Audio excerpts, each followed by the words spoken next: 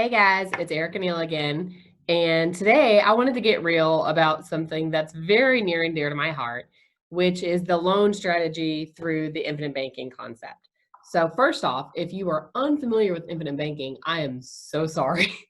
That means I'm already behind. We haven't got a chance to talk about it yet. So, our first step in that process would be let's have a conversation about infinite banking. But if you are unfamiliar, really what infinite banking is, it is one of the oldest strategies that's been used by the wealthy, the prosperous, whatever you want to call them, for generations. But it's where we take a specially designed cash value life insurance policy. And it is specially designed because we are focusing on the cash and growth portion of the policy, but where we utilize the cash inside of the policy as our own personal bank.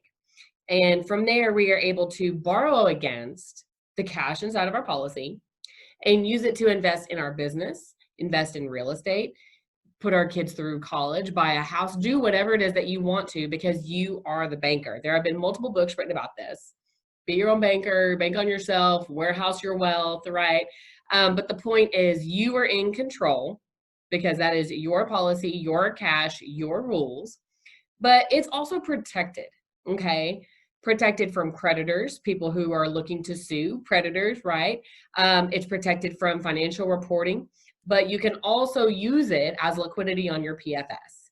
So you have this vault, as Warren Buffett refers to it, where you can close the door and shield your assets and protect them when you need to, right? Because if you have a vault in your garage or basement, who knows how much money's in there, right? Not the IRS, not the government, not people suing you. Nobody has any idea how much cash you have in your vault. But if you need to show your liquidity or bring your cash out, then you have the ability to do so. But more specifically, we are going to focus on the loaning strategy today because this is very unique in comparison to other assets that are out there that people are using to invest in real estate. For example, if you have a bank account, a 401k, self-directed IRA, anything to that nature, then if you have, let's say, $100,000 in your account and you have a deal come across your table and you're going to put 70,000 into it, could be new development, could be multifamily, could be a flip, doesn't matter. But you're going to put 70,000 into that deal. So now your account is only earning interest on the 30,000 that's left over. That's not a bad thing, right? Because your 70,000 is out making you money, but you are losing interest inside of your savings account. What infinite banking allows us to do is have our 100,000, borrow against it for 70. So that 70 goes out and invest in any deal, right? Whatever it is that you want to do, because again, you're the banker. Inside of the account, you're still earning interest on the full 100,000. Okay, so you're able to invest and go earn interest elsewhere while you're continuing to earn interest on your money at the same time. Now, here's the thing. People want to know, why am I taking out a loan? That doesn't make sense. I have the cash sitting right there. Well, let's look at the opportunity cost, and what infinite banking allows us to do is continue to maintain our compound interest curve. Because there's only two things we're going to do with money. We're either going to pay interest or we are going to lose the ability to earn interest. Okay, so we need to figure out which one is the most expensive in our book. And let's take a look. Okay, so we're going to look at the loan first. And we mentioned we're going to take out 70,000. And the loan on the policy that I personally have is 4.75. And let's say that I put it into a multifamily deal and we're planning on going 5 years. Okay, so a 5-year hold, that's 60 months. This is not the best calculator to show the exact interest that would be charged because this is doing regular compounding.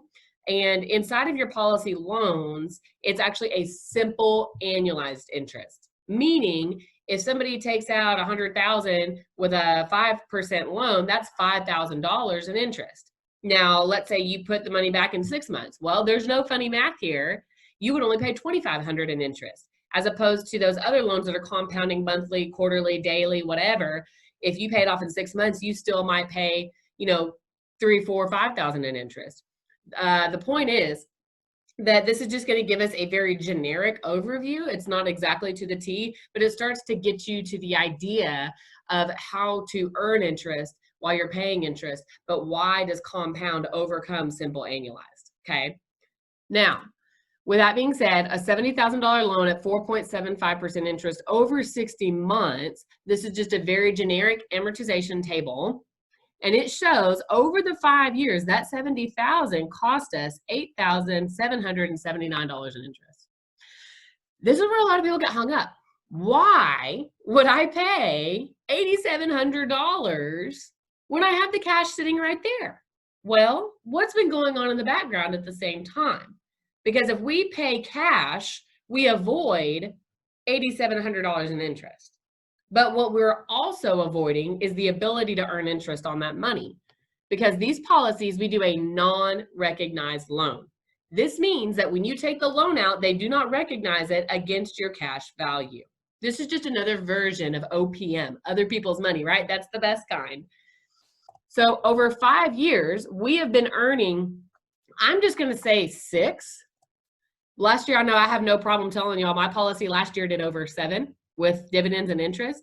So we're just going to assume 6 to be conservative. So our earnings rate of 6 on the 70,000, right? We earned 23.6. So again, if I am worried about paying $8,700 in interest, I could pay cash, but what I'm giving up, my opportunity cost, is the ability to go and allow my money to continue to earn $23,000. So when we look at this, let's look at a basic calculator here. And our calculator would tell us that even though we paid interest, right, we earned 23,676 and we paid 87.79. So we're still in the positive $14,897. Mind you, that $14,000 is in addition to what you've already earned in your real estate deal. This is not instead of. We do not want to tell people to do infinite banking instead of real estate. Absolutely not. We want you to be able to go do real estate, but continue to earn interest on your liquidity at the same time, because all that's going to allow you to do is do more deals faster. Because now when you come back to your account in 5 years, you have your earnings that you got, you have your pop, you have everything else. But let's look at this. You now don't just have 70,000 sitting there waiting for you, you have 93. And this is, mind you, assuming that we haven't put any additional cash in there, which, let's be honest, we're all trying to continually trying to save and build up our liquidity. And it's not just about the first 5 years. Let's say you want to do another deal. 10 years goes by. Now we have 125. 15 years goes by. 20 years goes by. And the money that we were so worried about paying $8,700 in interest on has now earned us 154, almost 154.5. So again, this loaning strategy, we're not saying that, oh, we get to do everything for free. No, what we are saying is, though, create leverage, take advantage of OPM. You can use the insurance company's money at a 4.75% interest rate while your money continues to earn at 4, 5, 6. Like I said, last year mine did more than 7. But if we can earn money while we're investing it at the same time, then we're enhancing returns. We're protecting our assets. And oh yeah, by the way, we're able to utilize all of this growth tax-free. So I just wanted to give you guys a little bit of an example, right, on a calculation on the math, just to start to look at how does compound interest work compared to simple annualized interest. So again, this is a very broad, very generic example mathematically on how the loaning strategy works. But the point is, if we can earn interest on our money while we invest it at the same time, we're earning dual rates of return. And inside of the IBC policies, we have the protection, we have the tax benefits, we have all of the other factors that really have led, again, some of the wealthiest, the most powerful, the most prominent to utilize this exact asset, this exact strategy for generations. So if we haven't had the conversation, please let me know. Again, I'm so sorry I haven't got a chance to reach out to you yet.